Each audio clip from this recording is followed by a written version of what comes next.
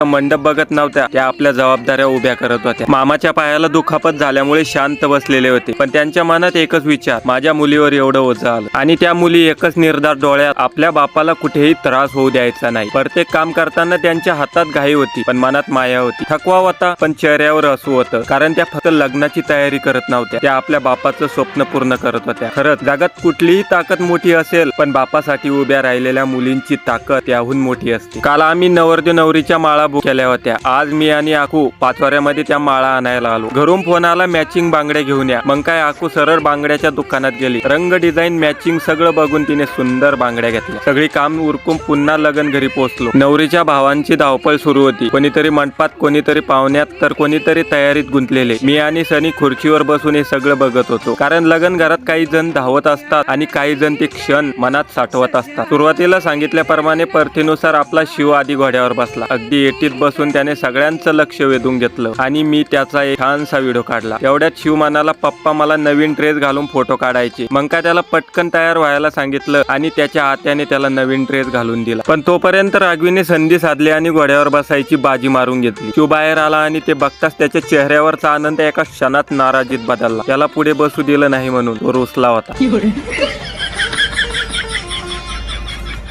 पण हेच ते लहानपण, क्षणात रुतणं आणि क्षणात सगळं विसरून पुन्हा हसणं। घोड्याची मानकरी सालेबुआ आई सुद्धा घोड्यावर बसले होते आणि आम्ही सुद्धा नवीन ड्रेस घालून तंग तयार झालेलो होतो। आई, अश्विनी, ताऊ आणि सीमा सगळे मिळून आता मंदिराकडे निघालो, जिथे नवरदेव होता। पण बाकी सगळं सोडा, मी कसा दिसतोय ते नक्की सांगा।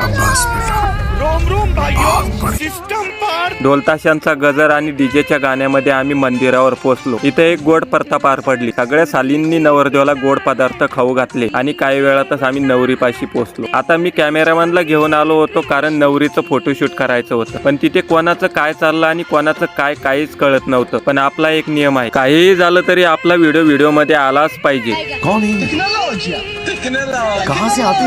नवरी तर खूप खुश होती आणि असणारच ना, तिचं लग्न होतं। पण